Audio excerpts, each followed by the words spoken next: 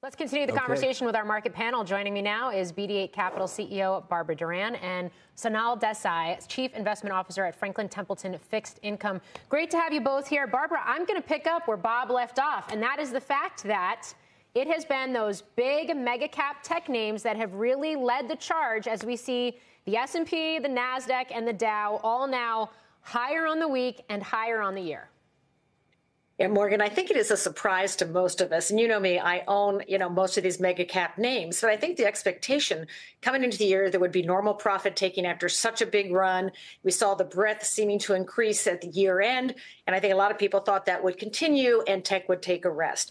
But I think that what's happened now is in the late fall, you had just a stampede into stocks and of all sorts, just making a play on the bet that the Fed was going to stop hiking and would cut rates this year. I think what's happened now is that people are much more uncertain about, yes, they are going to, most people do not think the Fed will hike rates unless inflation suddenly blew up, which doesn't look likely. But now it's a question of when and how many cuts, will be expected. And that's uncertain. Even if you see, and I happen to think it'll be second half of next year because the economy is showing, even though we see it slowing and wage growth and jobs, it is still strong. And you saw that in the retail numbers December, better than expected. Jobless claims last week, less than expected. And this morning, University of Michigan consumer sentiment shows a huge jump, the biggest percentage jump you've seen in decades in consumer confidence. Up, I think, something like 13% since December and almost 30% since November, plus, an expectation of inflation coming down now and in the future.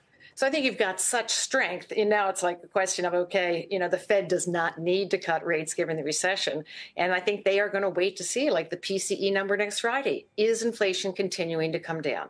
Yeah, and of course, we know PCE from all the Fed speak we've gotten this week as well is going to be very much in focus for the market. So now it's interesting because even as we're talking about the S&P and the Dow finishing at all-time highs today, propelled in part by earnings, propelled in part by macro data, for example, UMISH numbers that we did get this morning that Barbara just mentioned. We've also seen a big move higher in yields here in U.S. Treasuries as well as globally this week. And we have seen this repricing of expectations around Fed cuts as well. I think it's a reality check. Basically, what we're seeing is a market which got so far ahead of itself in the last few weeks of last year, and even going back before that. And Jay Powell didn't actually do himself any favors with his press conference, which really put a turbocharged market rate expectations. I tend to agree. It's going to be in the second half of the year. And I think further, we're probably going to see the 75 basis points that the Fed has talked about.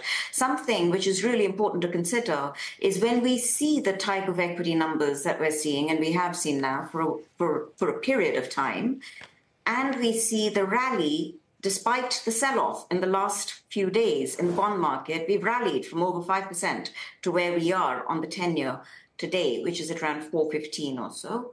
I think that essentially financial conditions have loosened enormously. Financial conditions take us back to when Fed funds was at around 1.75%. So I think the bar for the Fed to cut massively is rather high. And to get 150 basis points, you need a recession.